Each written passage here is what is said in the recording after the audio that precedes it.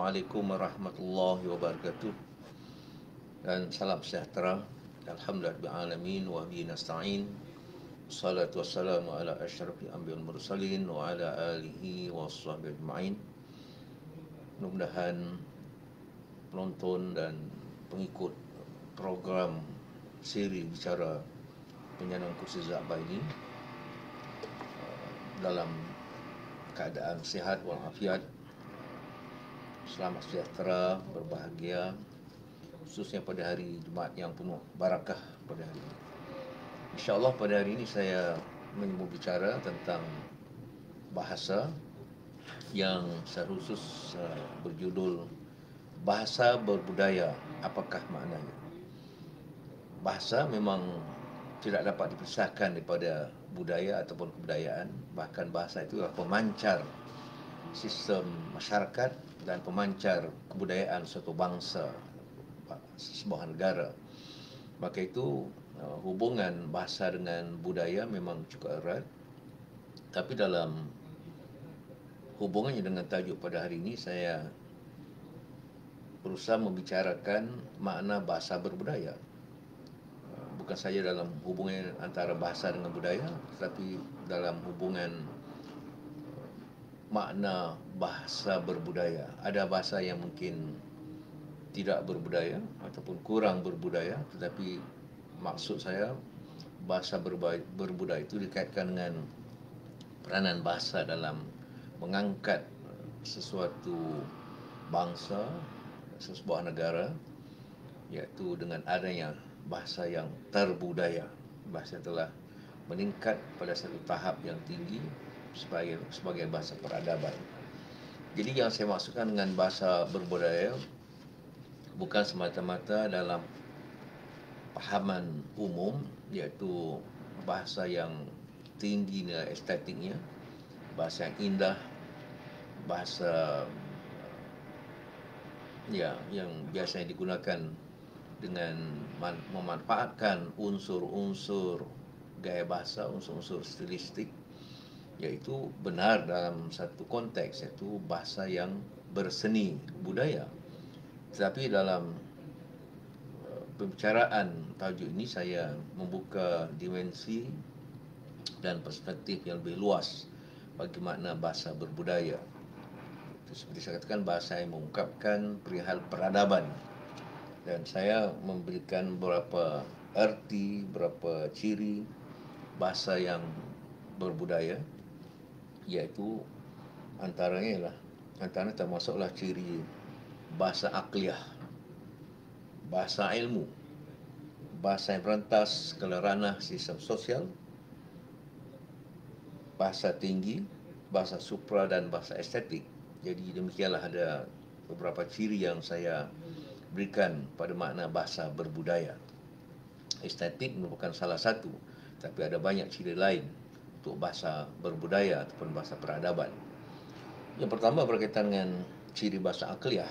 Ini penting untuk menjadi asas satu bahasa itu dapat dikatakan bahasa berbudaya, kerana memang hubungan rapat antara bahasa dengan akal itu sudah saya bicarakan dalam beberapa siri yang lalu, iaitu bahasa digunakan oleh Allah, oleh Tuhan kepada manusia sebagai satu bahagian atau satu juzuk dalam bahasa, dalam diri yang hakiki, diri yang batin, diri dalaman, bersama-sama dengan akal, dengan fikiran, kalbu, hati, iaitu semua itu ada kaitan dengan bahasa sebagai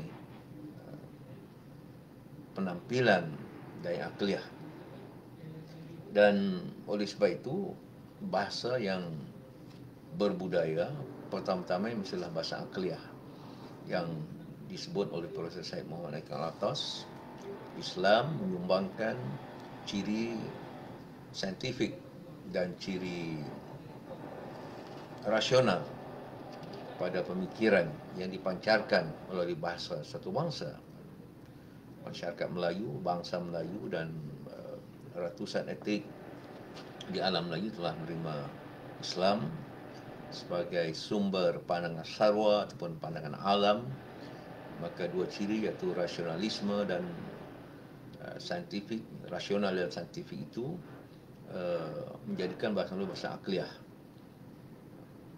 Dengan pengertian itu, bahasa Melayu menjadi wahana penyampaian dasar-dasar pemikiran dan dasar-dasar pandangan syar'iyah Islam. Itu ditonjolkan melalui sekian banyak karya keagamaan berkaitan dengan akidah, syariah, tasawuf dan pelbagai bidang lain, termasuk ketatanegaraan, undang-undang. Itu semua memancarkan daya akliyah yang tinggi. Kemudian hatta sastra, walaupun nanti kita kait dengan bahasa estetik, itu juga memancarkan daya akliyah yang tinggi. Kerana penggunaan bahasa dalam Sulalatus Salatin atau sejarah Melayu sebagai contoh, itu memancarkan daya akliyah yang tinggi. Unsur-unsur mitos, unsur-unsur legenda yang sering dikaitkan dengan seolah-olah karya sastra Melayu ini penuh dengan unsur-unsur dongengan. Sebenarnya Tun Sri Lanang sebagai penyusun Sulalatus Salatin atau sejarah Melayu mempunyai kekuatan daya akliyah yang tinggi, menggunakan bahasa untuk memaparkan pemikiran, teguran dan tata adab dalam pemerintahan. Kisah seperti peminangan yang dikutai oleh Laksamana Tun Tuah dibantu oleh Tun Mamat, ya, peminangan kepada Puteri Gunung Ledang, memang itu penuh dengan seakan-akan dongengan. Apabila Puteri Gunung Ledang meminta hantaran yang pelik-pelik, seperti membina jambatan emas dari Istana Melaka hingga sampai di puncak Gunung Ledang, seperti hati nyamuk sedulang, hati kuman sedulang, itu memang pelik. Apatah lagi meminta semangkuk darah putera Sultan Mahmud.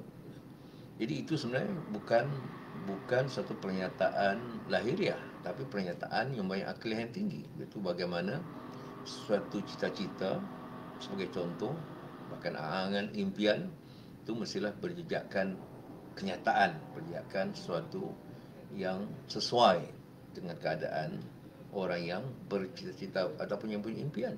Jadi itu satu bentuk sindiran yang cukup halus.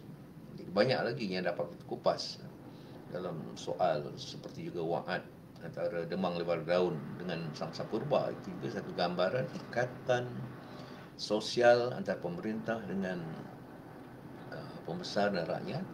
Itu satu bentuk perjanjian sosial yang menggambarkan soal budi, soal adab, hubungan antara pemerintah dengan rakyat. Jadi contoh, apatah lagi kalau kita bayangkan dalam keadaan moden ini, bahasa Melayu menampung ratusan bidang ilmu. Kalau menurut rakaman dalam usaha penggunaan istilah, sudah mencakup 300 bidang dan sub bidang ilmu, baik bidang sains kemanusiaan, sains sosial, sains tabi'i, agama, pelbagai bidang, 300 disiplin ilmu. Itu digarap dengan menggunakan bahasa Melayu yang tentu bertaraf bahasa akliyah, bukan bahasa perasaan, bahasa ilmu. Kita kaitkan juga bahasa ilmu nanti. Dan untuk wacana-wacana yang tinggi-tinggi, soal perbincangan tentang falsafah, tentang agama, tentang ilmu, pelbagai bidang itu, semuanya menggunakan bahasa pemikiran, bahasa akliyah. Bahkan tradisi dalam kajian atau penampilan dan penulisan tesis, disertasi, itu menggunakan bahasa akliyah.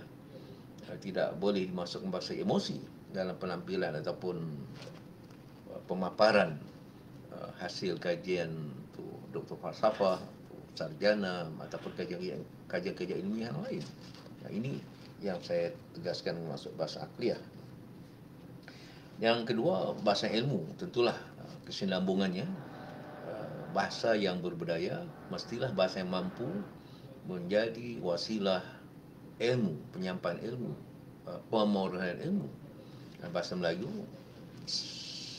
dari awal, paling luar pada abad ke-13, sudah menjadi bahasa ilmu yang tinggi, yang kita sebut tadi dalam berbagai bidang agama, ketatanegaraan, persejarahan, undang-undang, bahkan perjanjian, persenjataan, perubatan, itu semua bidang ilmu yang telah mulai digarap oleh bahasa Melayu dalam zaman klasik, zaman silam, dan dalam zaman moden. Saya katakan tadi, ratusan bidang ilmu perlu digalas pengembangannya oleh bahasa Melayu, dan itulah ciri kedua meletakkan bahasa Melayu sebagai bahasa berbudaya. Bahasa Melayu menopang, menyangga peradaban yang berteraskan ilmu. Demikianlah kita lihat dalam sejarah perkembangan peradaban bangsa-bangsa sedunia. Ilmu menjadi teras, jadi budaya ilmu menjadi satu ungkapan penting untuk kita mengangkat peradaban kita sebagai peradaban yang bermutu, peradaban yang hebat, yang tinggi. Anda kata bahasa itu sekadar berseni, indah, tapi tidak berupaya mengungkapkan ilmu, maka bahasa itu tidak dapat dikatakan bahasa yang berbudaya.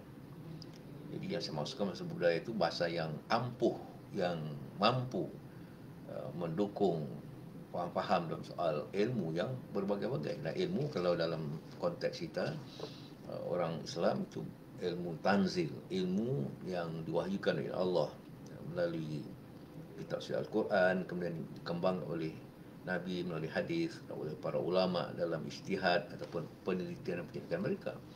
Itu, dan kemudian ilmu-ilmu sains, ilmu-ilmu yang dicari, itu ilmu-ilmu akli, ilmu-ilmu berdasarkan pemikiran, kajian saintifik, kajian empiris, dan yang lain.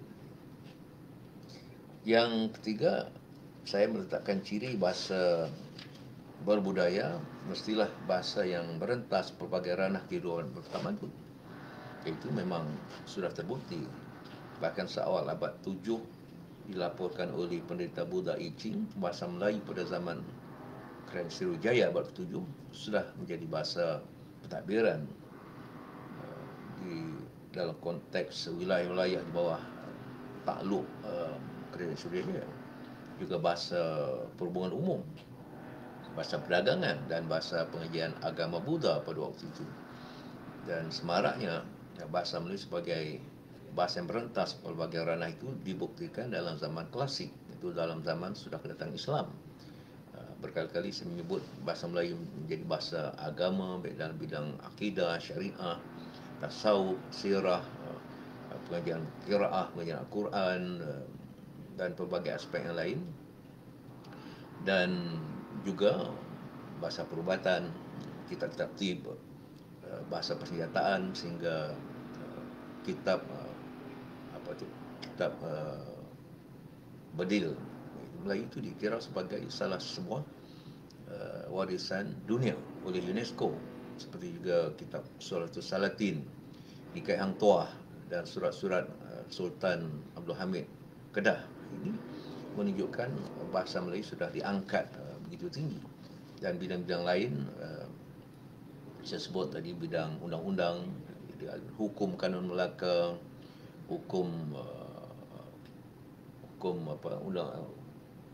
undang-undang kecil Laut Melaka, undang-undang Perak yang disebut sebagai undang-undang 99 Perak. Jadi pokoknya semua kerajaan Melayu ada kitab undang-undangnya yang berasaskan Islam.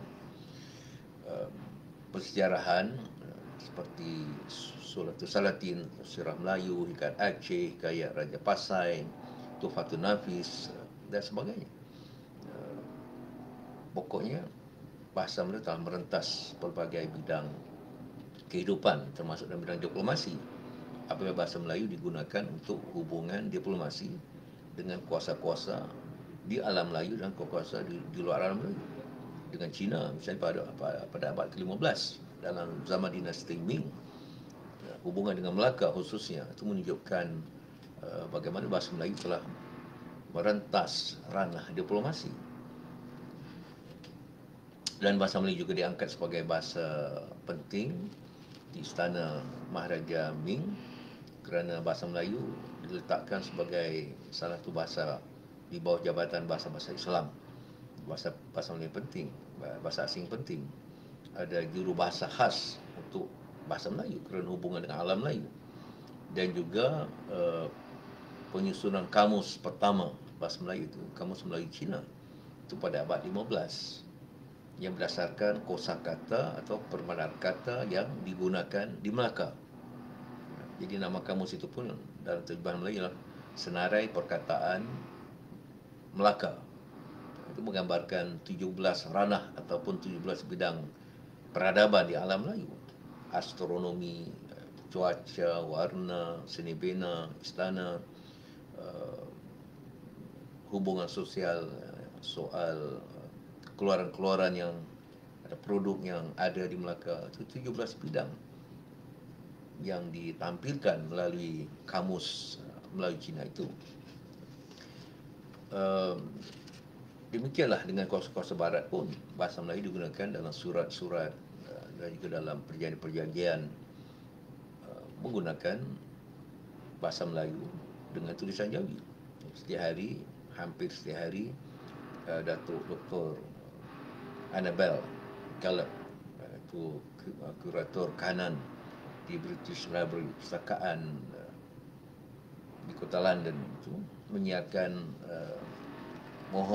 cap mohor yang bertulisan Jawi, yang menggambarkan wujud hubungan dengan kuasa-kuasa barat. Sebagai contoh, itu semua menggunakan cap mohor bertulisan Jawi dalam bahasa Melayu.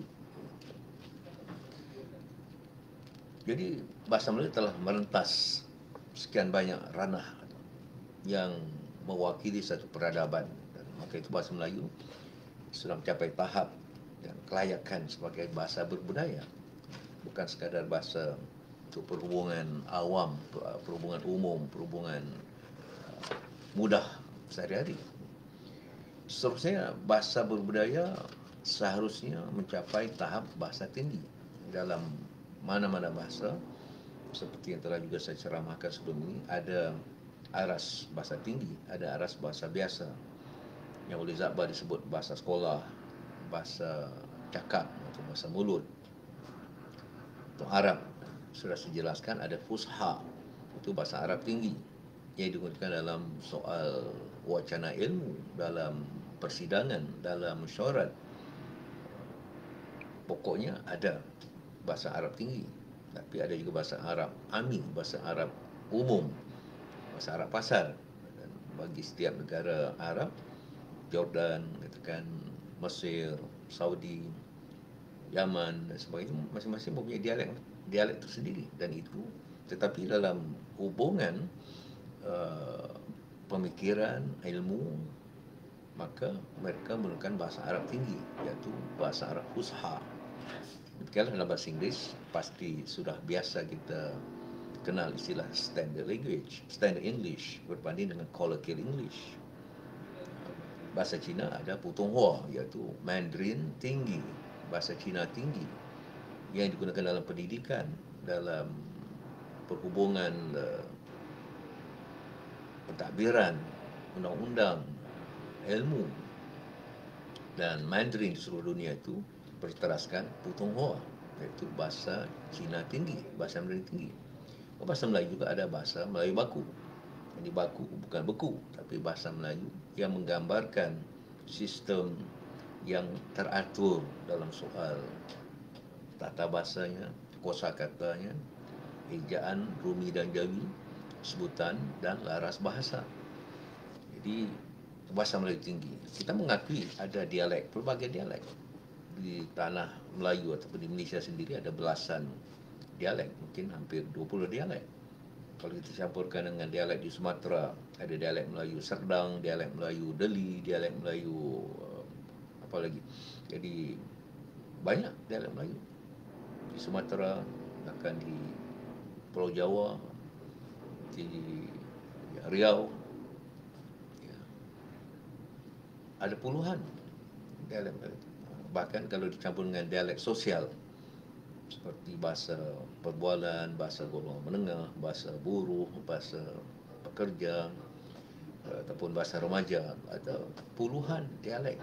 Itu kita akui sebagai sebahagian ragam bahasa.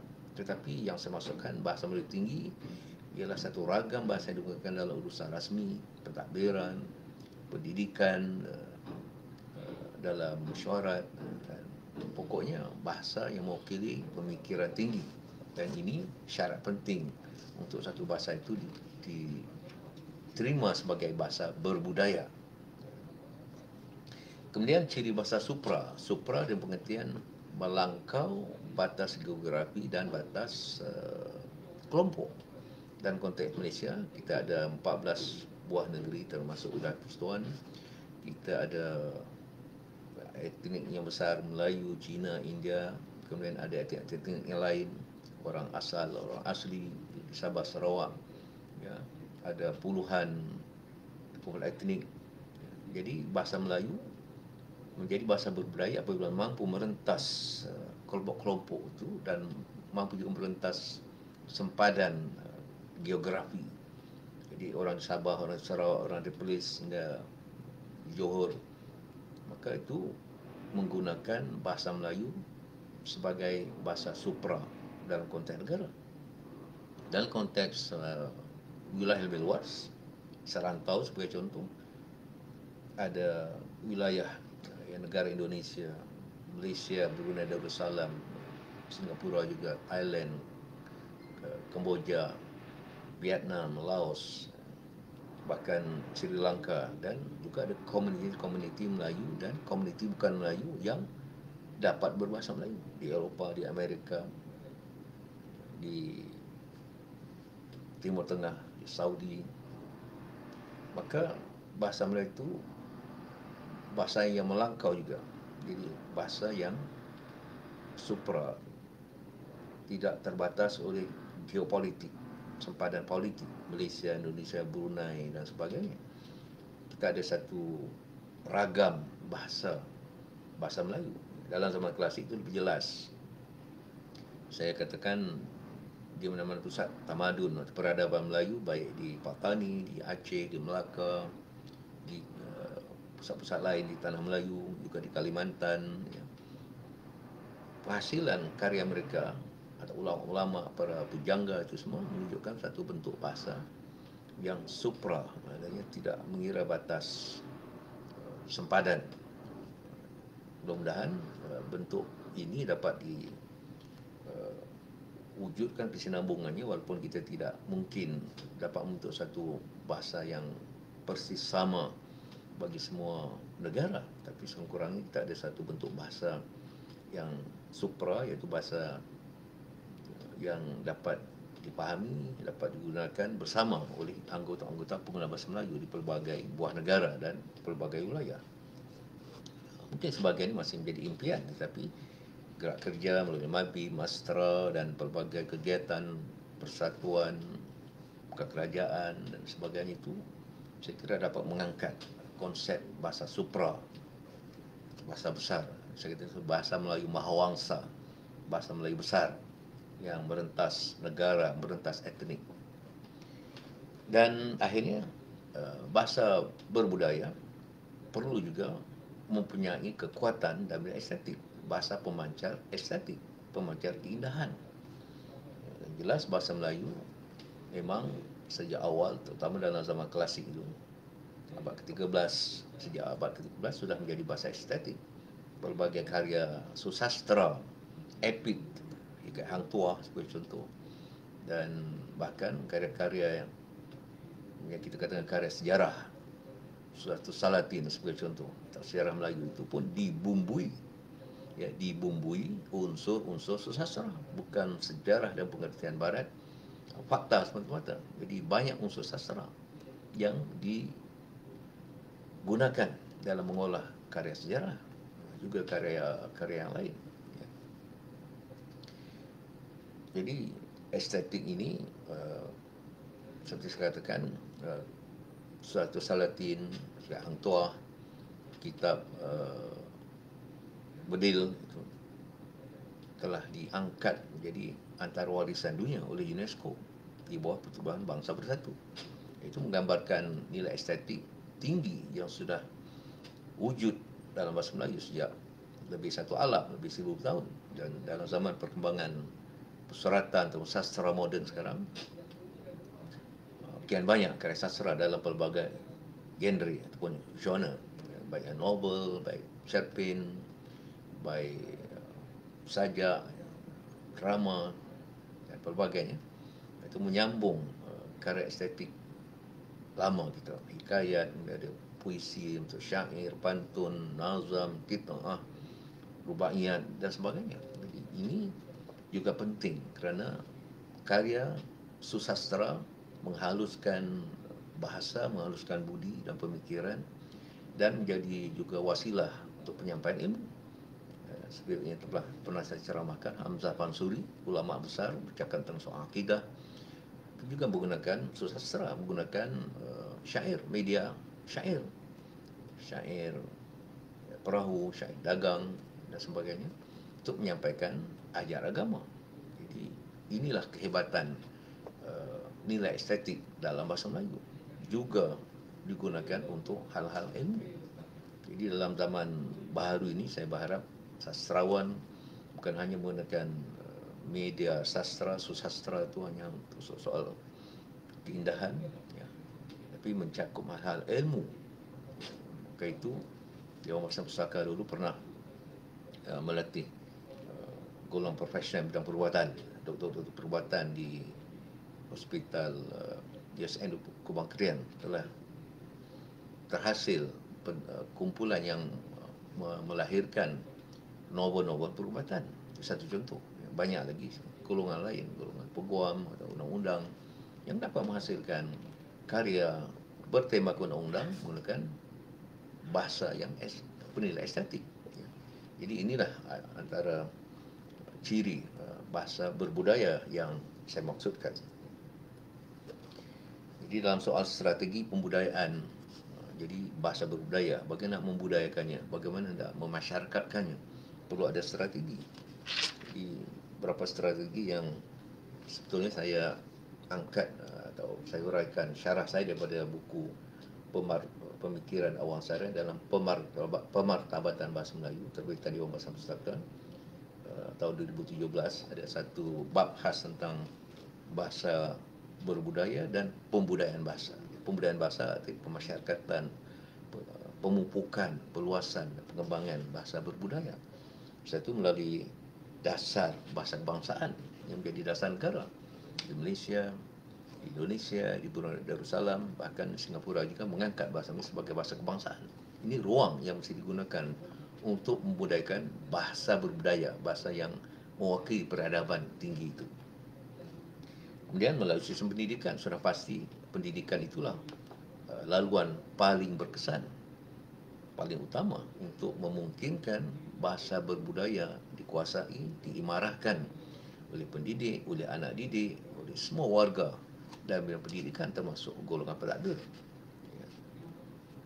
Kemudian melalui media massa tentulah. Maka itu saya sering menimbulkan keperluan media massa mengangkat dasar-dasar bahasa kebangsaan, dasar kebudayaan kebangsaan dan dasar-dasar yang mewakili aspek peradaban sesebuah negara.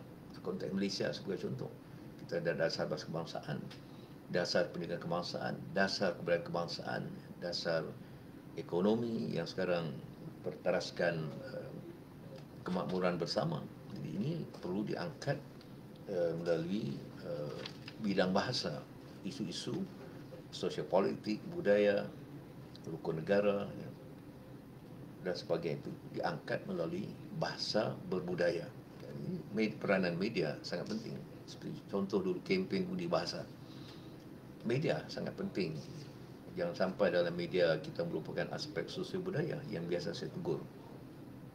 Pemimpin dipanggil nama saja, ya. Zulkifli, beliau itu ulama besar, pernah jadi mufti wilayah Persatuan, sekarang Menteri Agama. Mana munasabah dipanggil, disapa dengan Zulkifli saja dalam siaran berita, dokumentari dan sebagainya. Satu contoh. Banyak contoh lain juga yang telah saya singgung sebelum ini.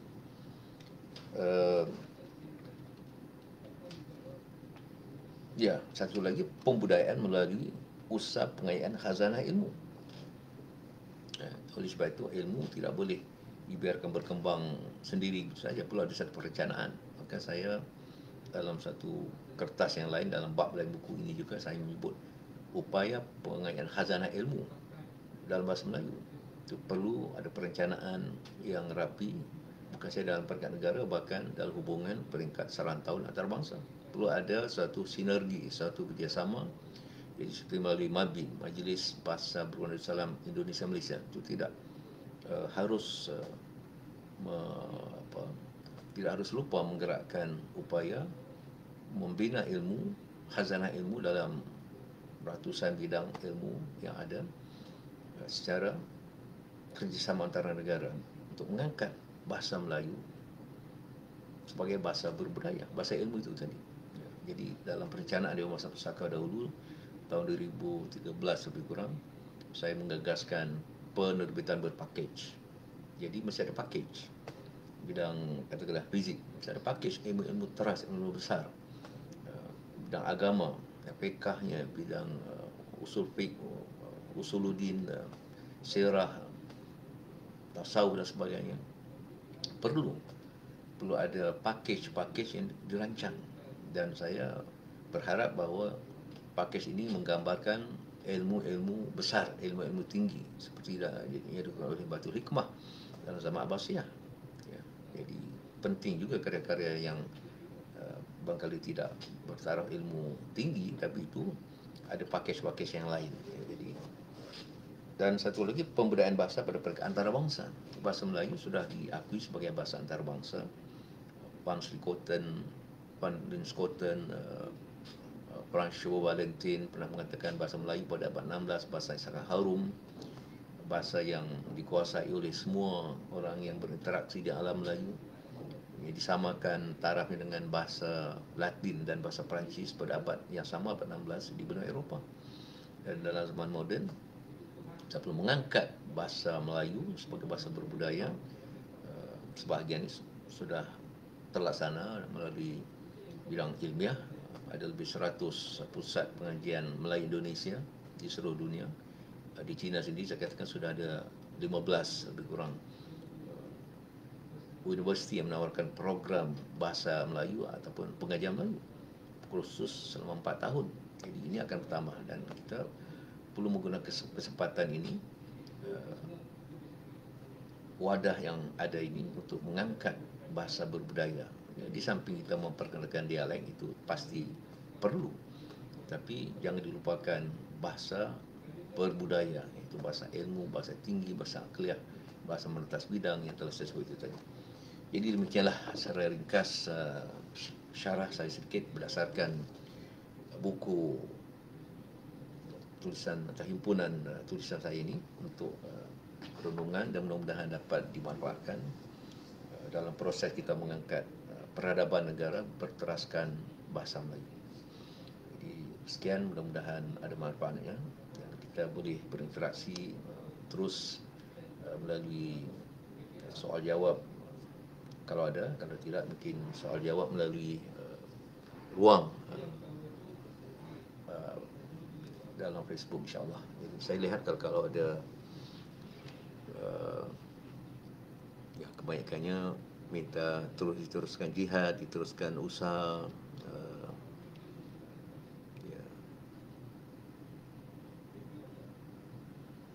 Ya, Saudara Zafri Arif ni seorang sarjana dari Brunei, aktivis sastra Brunei, mengatakan cabaran masa kini adalah budaya berbahasa terhimpit oleh tuntutan globalisasi yang sedikit banyak menghakis kebiasaan berbahasa dan konteks budaya sempat. Ya, betul.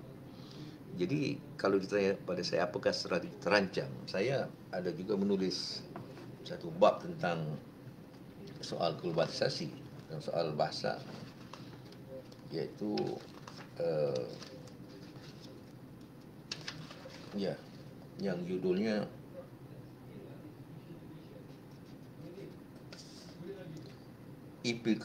implikasi TMK ataupun teknologi maklumat dan komunikasi terhadap pandangan sarwa, bahasa dan kebudayaan kebangsaan. Ada saya cadangkan plan tindakan. Jadi antara itu tadi, kita harus memperbanyak apa dikatakan pelantar, portal, wadah dalam bentuk ya, internet, supaya bahasa Melayu itu dapat dicapai oleh warga sedunia. Jadi kalau kita mau mengangkat kearifan setempat, local wisdom kita, itu caranya melalui bahasa Melayu, disiarkan dalam pelbagai pelantar, portal, laman web, bahkan blog-blog persendirian, blog sarjana, aktivis bahasa sastra budaya ilmu. Ini satu cara kita mengembangkan ilmu budaya kita, sastra kita ke peringkat antarabangsa selain berdasar melalui program yang diatur oleh badan Dewan Bahasa Pustaka dan sebagainya. Jadi hanya itu saja cara kita dapat mengangkat. Kalau kita terus-menerus menerima wadah dalam bahasa asing, bahasa Inggeris, kita jadi masyarakat pengguna, masyarakat consumer, bukan masyarakat yang proaktif mengeluarkan produk kita. Dan ini ada kaitan dengan soal saya katakan globalisasi satu arah barat ke timur. Kita mesti mengubah pola ini. Mesti globalisasi dua arah, globalisasi seimbang. Barat ke timur itu sudah berlaku. Timur ke barat, terutama dari alam Melayu, itu mesti diupayakan dengan memperbanyak karya dalam bidang ilmu, sastra, budaya, sejarah, undang-undang, agama dan sebagainya. Itu satu kaedah yang praktis selain promosi-promosi dan kaedah-kaedah yang lain.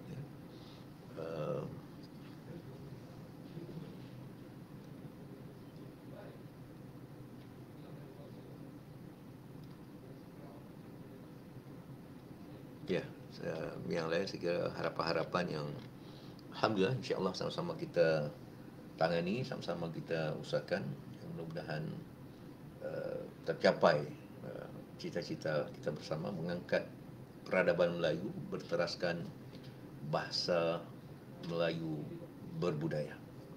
Jadi untuk sementara sekian pertemuan kita, mudah-mudahan dipanjangkan umur oleh Allah, ada ruang dan kesempatan lain untuk kita berinteraksi di alam maya insya-Allah. Wabillahi taufiq wal hidayah. Wassalamualaikum warahmatullahi wabarakatuh dan salam sejahtera.